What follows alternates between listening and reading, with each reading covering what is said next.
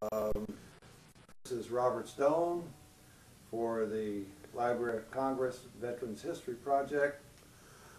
It's July 12th, 2002 in Fort Myers, Florida, and at the 27th reunion of the 501 PIRA.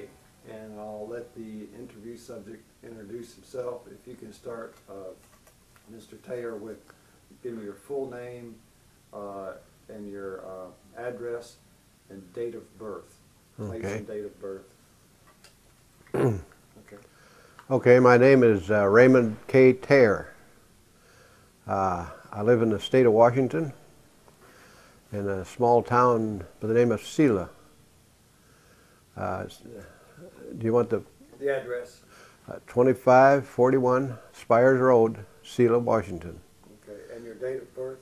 I was born 29th of June in 1922. And where were you born? In Milner, North Dakota. North Dakota. Right. Okay. And we keep these interviews pretty free form because we want everybody to tell their own special story. Right. But I usually like to start off with, if you could, we could start with what were the circumstances of you joining the Army? Were you drafted? Were you enlisted? Where were you? What were you doing? Mm-hmm. If you can remember the date as close as you can, the month, the year. Were you working, or were you a student? Were you married, single? All those things. Well, just prior to the war, I was working construction work for a construction contractor out of Boise, Idaho. And we had just finished a job down at, it was a ammunition depot down at South Dakota. And I went back to Boise, and I didn't want to start another job because I knew I'd either be drafted or wanted to join the Army, and so I joined. And that was in October of 1942. And how did you come to join up with the paratroopers, airborne? Well, it appealed to me. You know, I really didn't want to go into the regular infantry. I wanted to do something a little different. And the Air Force was also something I might want to do, but they were kind of filled up at the time. They weren't taking as many, and so I picked airborne. And I signed up, I enlisted in Boise, Idaho. And they sent me from there to Portland, where I was sworn in. And I went from there to Fort Lewis, Washington, where I was outfitted, you know, with uniforms and everything. And then I was there only about 10 days maybe, and they put us on a train to Camp Toccoa, Georgia. Very long train ride. Long train ride, yeah. All the way across the country. How many were you? Was it all military on the train, or how? No. It was just there was, I think there was 13 of us come from out there, went to Toccoa, and we was in a group, and we had travel orders, and one fellow was in charge, and he took care of the meals and stuff. What was your feeling about entering the war? Were you enthusiastic about it, patriotic? I know there was a lot of that around, but there was also some people that weren't quite sure what to make of it. I was always willing. I was, kind of enthusiastic, except a little. I don't know what I want to say. I wasn't apprehensive. I was not fearful, but apprehensive about what it would be like. Mm-hmm. And. Do you remember anything about that long train ride over? Did you guys kind of share in your apprehension, or what'd you do? We did. Well, taking you what, 3, 4, 5 days? I don't know. Yeah, four. I forget. I think it was 4 days. Took us to go, and I was. I'd kind of caught the bug just as we left Fort Lewis and got on the train. I got the bug, and I was kind of sick with the flu for about 2 days. But about that time we got to Chicago, and we toured, had about a 6-hour layover in Chicago waiting for our train, which we had to change trains in Chicago. And we toured the downtown area of Chicago there around the station for a while, and it broke up the trip a little. It was a rather nice break in the ride. So were you essentially a country boy, or? Well, my dad worked construction too, and so we was at various places. I lived in Minnesota for the first part of my life, and then Dad got a job that took us to Montana, and we was in Montana for about 4 years. And then we came to the West Coast, and Dad still worked construction, and we moved around a lot. Actually it wasn't rural, but it was a lot of times it was small towns. Right. So what was it like? Were you impressed with Chicago? Oh yes, yeah. As a small boy, I'd been in St. Paul, but I really didn't know much about it because I was too young yet then. But Chicago, I was fully grown, and I did enjoy it. And then you went down there to Fort Toccoa. Camp Toccoa, right, Georgia, yeah, northern Georgia. It was a 1-regiment camp, and so we took our basic training there at Camp Toccoa, and it was a good experience there for us. We did our basic within our regiment, which was different than the regular Army does with their their boot camps. And we stayed all together, and we were a pretty close-knit group because of that, going all the way from the start, all the way through the war together, a lot of us. Now, after your training, when did you remember how you shipped out to Europe? Did you go to Scotland, or? Well, yes, we did our Tennessee maneuvers and all that. From there we went through jump school into North Carolina, where we did our some more training, and then they shipped us up to Boston, and we sailed out of Boston for. We landed in Scotland. I'm trying to think of the name of the. Glasgow. Glasgow, I believe it was Glasgow, Scotland. So you went over in that convoy? Yes, we was in a convoy. When was that, in January? January, right. Of, what was that, 44. Right. Nice easy ride, huh? It wasn't too bad. We got a few days of rough weather and got a bunch of guys pretty sick. But did you get sick? I did for about a day or so. Then I come out of it. Yeah, I heard there were some pretty big waves. Yeah, it was a rough going for a few days there.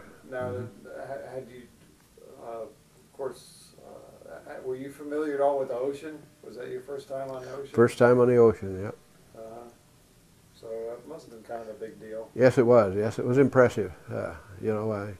One thing I do remember about the trip, I got to go out on a deck.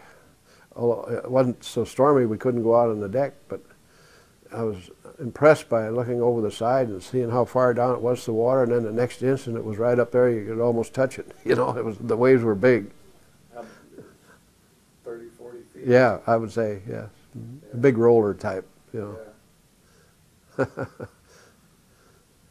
That took several days, huh? Yes, I think took about 10, 12 days. I can't remember what it was. What'd you do? Well, Pass the time, or what? it was, some of us stand around, talk up on deck, and play cards down below. But it was kind of close quarters down below. There's a lot of men down there in the hold, and so we got out of there every time we could. Well, actually, they even got us up on deck, did calisthenics a few times. Pretty cold, though. No, it wasn't too bad. It was cool, but not really bad. You were used to some cold weather. Yes. Now Boston was pretty cold, but you know, but after we got at sea, I didn't remember it being so cold. And then, well, you know, as you can imagine, I've heard the similar story quite a bit.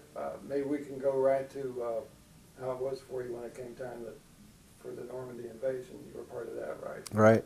Mm-hmm. Yeah, because that's where the real differences start. Yeah. And how can you tell us about that? Well, yes, we trained there in England till June, and then they got us shipped out to this encampment where we was getting ready to jump at the airport, and we were in like a stockade. You know, you couldn't get out or in, anybody. You know, and because we'd been briefed on the plans, and so we got all ready, and that was on June the 5th. And then they called it off that day, and we had to wait till the next day, and then we went all that day, and well, we didn't plane till about it must have been, I believe it must have been 10 o'clock at night, in the evening. It would just twilight, just dark. You know, you could still see a little bit. It was dark when we planed, and then took off just at dark. And I think, I don't remember for sure, but I think we jumped about 1 o'clock in the morning, yeah. And it was an exciting adventure. Was your plane more or less on target, and you know, how did you jump? Our plane was right on target, and we jumped and we landed in the landing area where we were supposed to. Mm-hmm. Different from a lot of fellows. Yeah, I think you're the first one that said that about the 7 or 8 or guys I've interviewed. That's right. Yeah. And, so you didn't get that. It was your actual landing good. I mean, you didn't hit trees or anything. I did hang in a tree. You did. I did hang in a tree, and I had to cut myself loose. I couldn't get unbuckled, and I cut myself loose, and I dropped down into a drain ditch there. It was about waist deep of water, and probably pretty lucky because they were starting to shoot mortars and stuff around me there, and so I stuck pretty close to the ground there, and I started looking around, you know, and I finally found some fellows from I think they were from the 506 or somewhere. I can't remember what. I think it was a 506 regiment. But they was going the wrong way than I wanted to go, and I finally picked up the signal for our battalion. And how'd you pick up the signal? It was a cowbell. It was ringing. A cowbell. Mm-hmm. Did you have a cricket? Oh, I had a cricket. Yes. Mm-hmm. Yeah. But that wasn't what did it. Cowbell. Well, no. That was just for identification when you run into somebody, you know, or met somebody that you didn't know. You know. And I was able to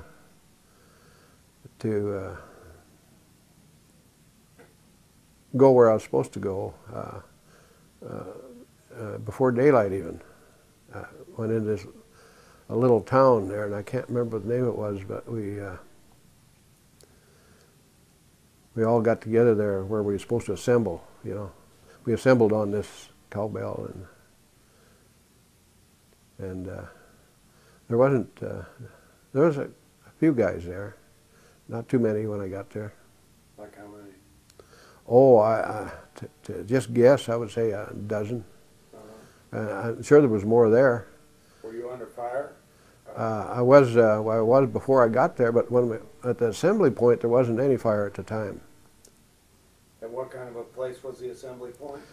It was a small town, and I'm trying to think. Les Drouers was the name of the town, a little town there. It was close to it, because I went into it first, and then I got back to where they were assembled.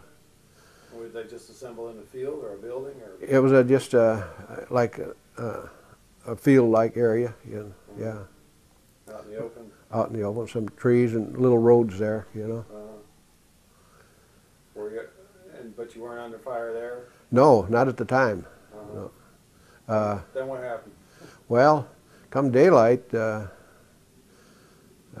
Colonel Ballard, he was there, and he was leading us on an attempt to take there was a road that went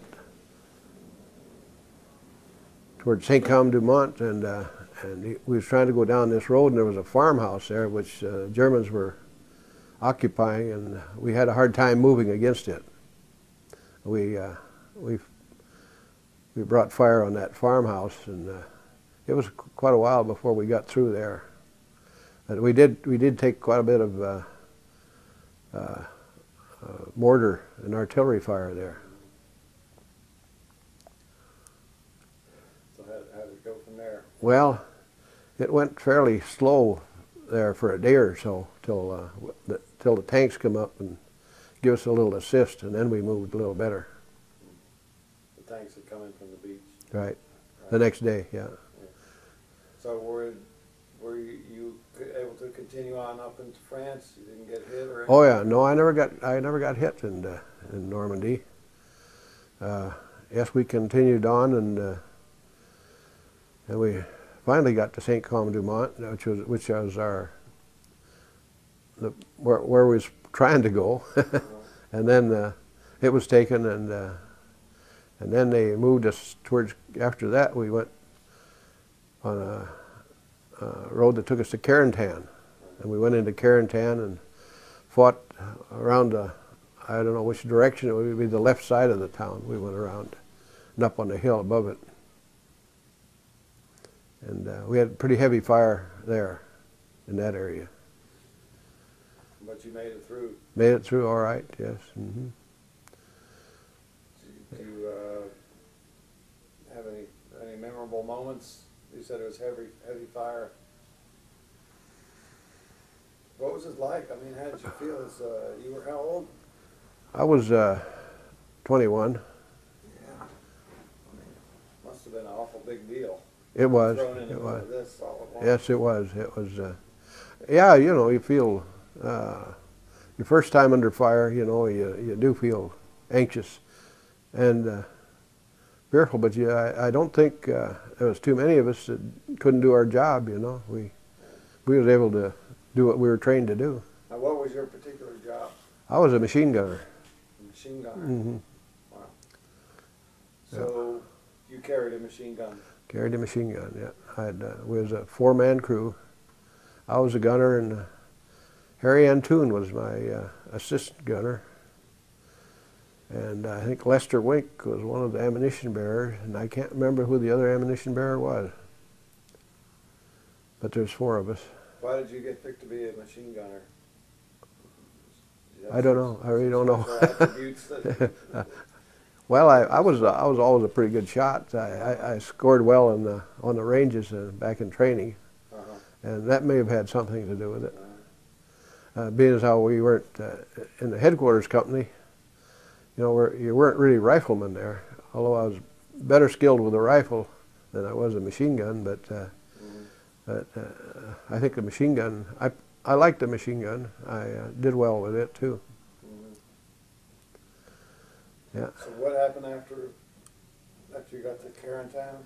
Well, we had a pretty good fight there on the hill for a while, and then we finally broke through, and I forget, there was another regiment come up, regular army I think it was, that come up and relieved us, and then we moved from there. They moved us up to we were going to help take Cherbourg, and before we got into the fight there, well, they surrendered up there. But we did go into Cherbourg for a few days, and that was about the end of our fighting in Normandy for our regiment. And what happened? Then they moved us back to Utah Beach, and we boarded an LST and went back to England. Then from there? Well, from there we had about a month of training and got us ready to jump couple other times. I can't remember where we were supposed to jump. Well, one was I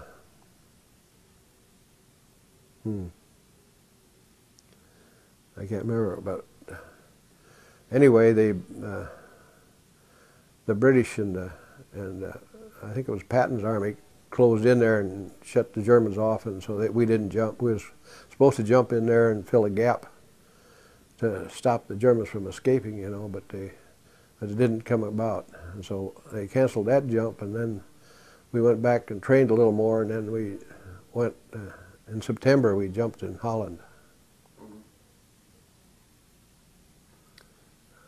How'd you jump go in Holland? A beautiful jump, yeah, beautiful. That was out in the farm country? Yes, it was farm country. We lit in the fields, easy landing. Yeah. And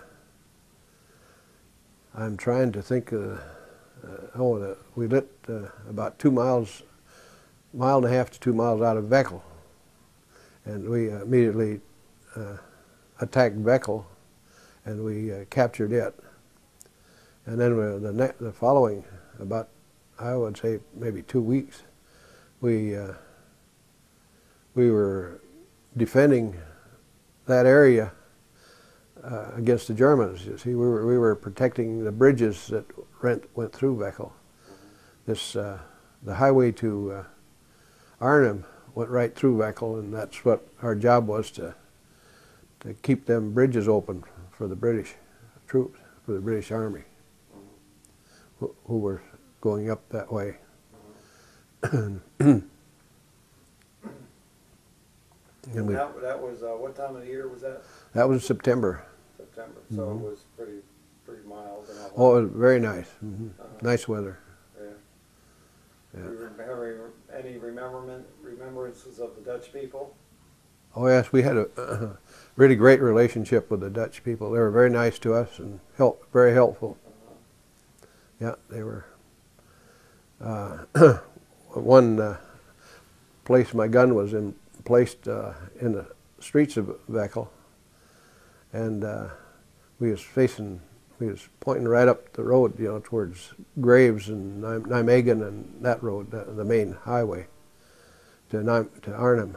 And right across the street from us was a nice brick house, and when there wasn't any shooting or anything going on, the family would come out in the yard, you know, and they had about 4 or 5 kids, you know, and they'd come out and talk to us, and it was surprising. The kids were pretty well versed in English, you know. They did real well. They could talk to us very well. And the mother, she come out and invited us over. We went over to her house, and she cooked us apple pancakes. I remember that. It was a nice experience for us. We got to talk to the family quite a little. Yeah. Were you able to? Did you keep in touch with home? Anybody at home much? Were you getting mail? We got mail. Yes, we did get mail. About the only letters I wrote were on them. I think he called them V-mail. They were just a short letter, you know, that the Army furnished you with, and you could. It was just like a 1 page, and you'd fold it up like an envelope. Right. Yeah. But I got letters from my folks. Yeah. And you weren't married yet? No, no. So after how'd you leave Holland? How did you come to leave Holland? Well, after we finished the fighting in Veckel, they moved us up on what was known as the island. It was between the North and the South Rhine. And we was up on that island in place on the dike, watching the Germans on the other side, so they didn't come across, you know. And we stayed up there till just about Thanksgiving. And then they put us on trucks and took us back to France. And we was at Mormelon, France for a brief period before we went to Belgium. Yes, yes. I don't think we was probably at Mormon more than 10 days before they shipped us to Bastogne. And how'd that jump go? Well, that was not a jump. That was we went in trucks. Oh, okay. Yeah, they alerted us in the middle of the night, you know, and I think it was probably on the 18th of December, and told us to start getting ready. We was pulling out in the morning, and so they loaded us up in these great big open semi trucks, you know, that had sides on, but no tops. Right. And I forget how many of us was in there. It was crowded. We had to stand. Most of us had to stand all the way to Bastogne. And how long of a ride was it? I don't even remember. It was all day and into the night, and Cold too? very cold. Yeah, wet type of cold. Did you have good cold weather gear? Not as good as I should have had. No, I had I was dressed in. Well, I did have long underwear on, you know, and then I had wool shirts on, you know, and pants, and then I had a combat suit over that. So it was pretty good for most of the time till it got really cold. But I didn't have an overcoat, or I didn't have as good a boots as I should have had. But outside of that, I did all right. So you were kind of a cold weather guy too? Yes, I'd been used to it. Yeah, I was used to outdoor living anyway, and so it wasn't as much of a shock to me as it was some of the guys. Yeah, really, must have been. Yeah. That would be a big deal for me. Yeah. Raised in a warm climate. Yeah. Well, we got up there and they unloaded us. Oh, it must have been 11 at night or 12 or so, and assembled us out there in the woods, and we laid down for a while, but we didn't have anything warm to keep warm by, so we didn't sleep very well. And before daylight, they got us up, and we marched into Bastogne just at daylight. And we had to hold up in the streets of Bastogne. There was all kinds of troops streaming back from the front, you know, and they had the whole streets clogged up there. We couldn't get through, and they had to wait to get a break, and then we got through there and started up the road to Bisery, and that's where our battalion went, up towards Bisery, and we marched up that road for maybe I would say not over an hour, and we started seeing the trucks and stuff from other infantry outfits that were retreating from the Germans. You know, they were coming down towards us, and they were up there at Bisery. There's a kind of a swale where the little town is there, and it'd go down. The road would go down, and then come up a hill. You know, and as we got to that hill,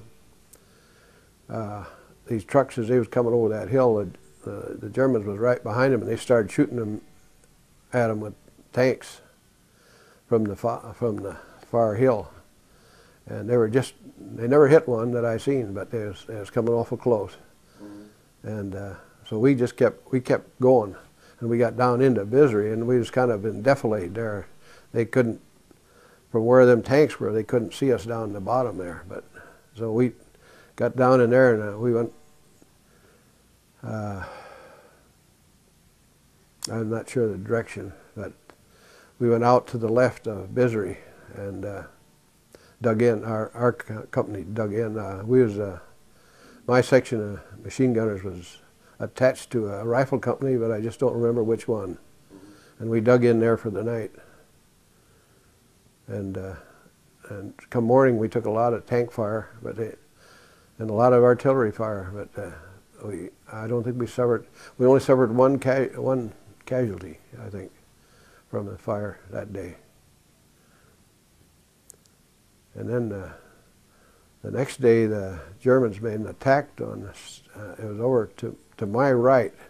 but it was over, I think where D Company was, and they come down the hill and we repelled that attack with the mortars and rifle fire, and we did get some good artillery fire from Division Artillery.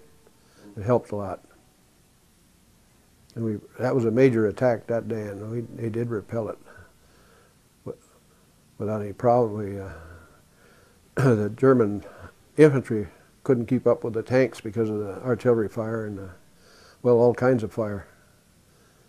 Machine gun and rifle and mortars. And so did you ever get hit? I did, yes. How was that? Well,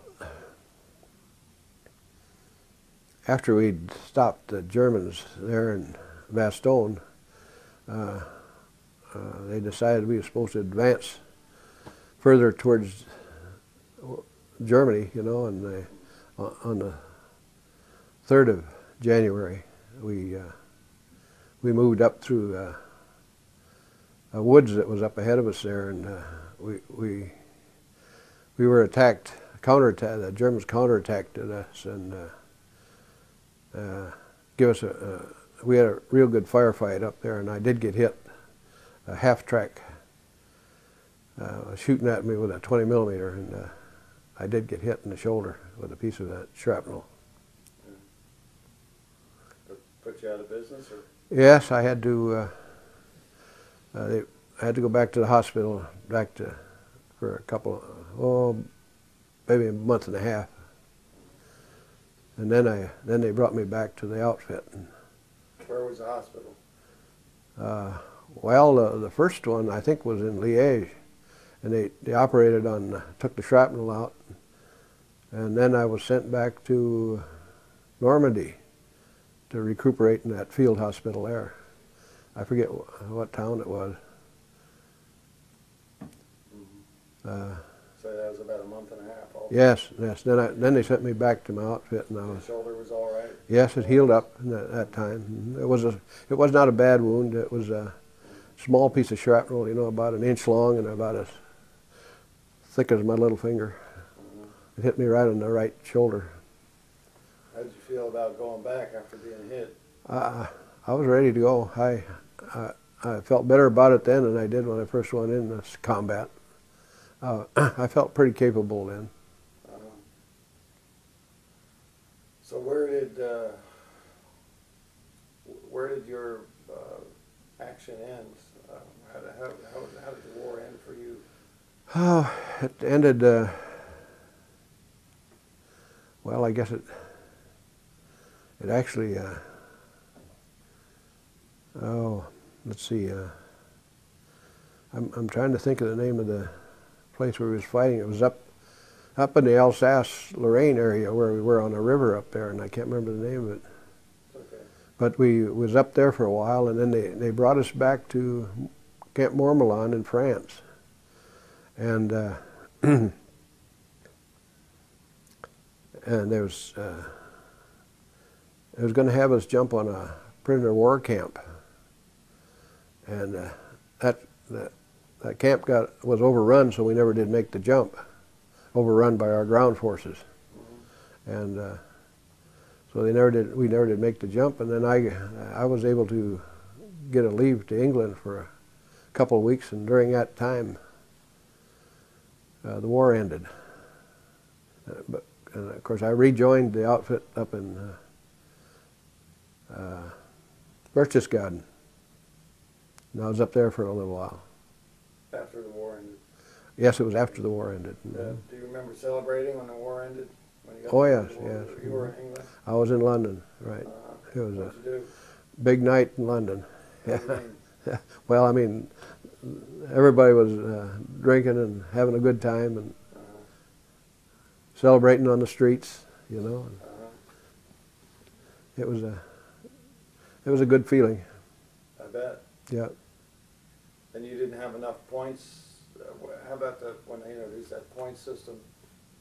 I did not have enough points. No. How close were you? Do you remember?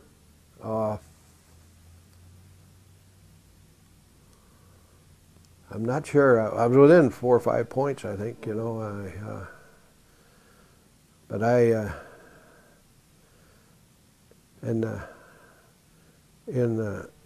we was in Austria there, and I think it was in July, they decided to send the 501 back to the United States, and they put all the High Point men in the 501 and sent the 501st back to the United States as a transport unit, you know, and so the rest of us that didn't have enough points were transferred to other regiments, and I was transferred to G Company in the 506 for the. Well, I think I was there all of August and September, and then I think in October I had enough points to go home. I was sent down to southern France. I forget what camp it was. How'd that feel? Oh, that was great. Yeah, yeah, and then they took the boat out of Marseille to home. Where'd you land in the U.S.? Newport News. Newport News, right. Right. Newport News, Virginia. And I Remember how it felt when you got off that ship? felt pretty darn good. Did you kiss the ground or anything like that? No, I didn't do that. No. He wouldn't do anything like that. So what was it like when you got back into civilian life? Well, it was. I don't know what. I was uncertain about my future, you know, and I had to figure things out. So I took me a couple of weeks. My folks at that time were down in Oklahoma, so I went down there to get together with them, and I mustered out at Fort Smith, Arkansas,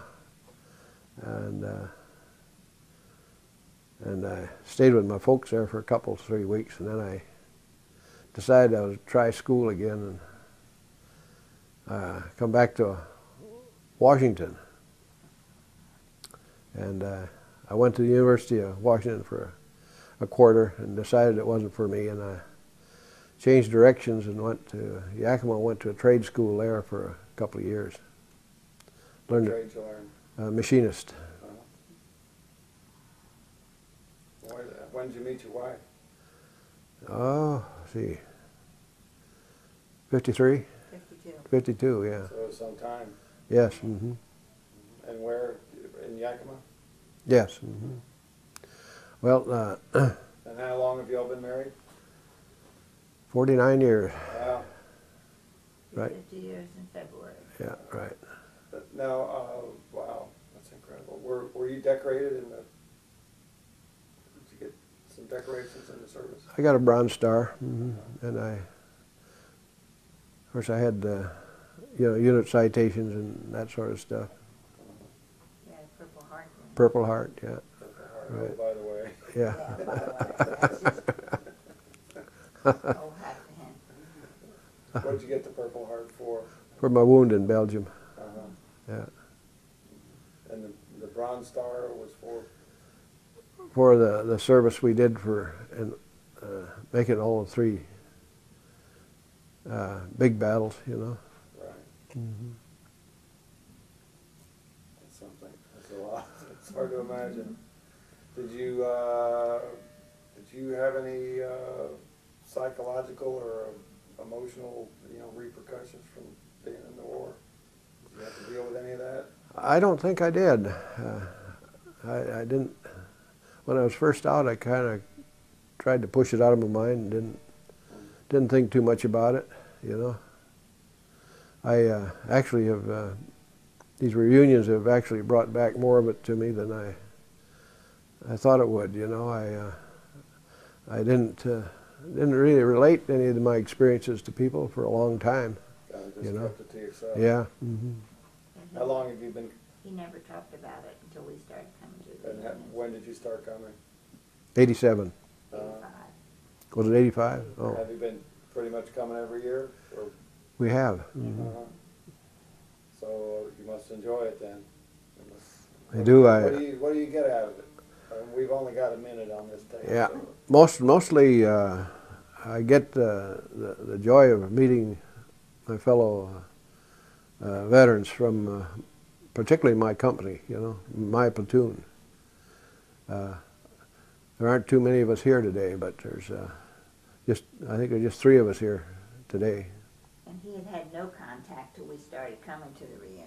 Oh, But, that's great. Yeah, yes, I enjoy them. Yeah, it seems like it would be very, you guys must have really bonded. We did. It's really amazing the way we bonded and stuck together, you know, after That too. all these years. Yeah. and when we came to the first reunion, it was like we had always been coming. I mean, they just took us in as if they had seen us yesterday. Yeah, it was very nice. Yeah. Yeah. Matter of fact, that first reunion was down here in Florida at Clearwater Beach. Yeah, it was really nice to see the fellas. A lot of the fellas that were at that one aren't here anymore. Yeah, that's part of why we're doing these interviews, because we're going every day. That's right. Well, we just about out of time, so I want to thank you. I do Okay. have a little bit of paperwork to do. It won't take long, Okay. and then we can all get some lunch. Yeah. Right, Exactly. yeah. Thanks again. Mm-hmm.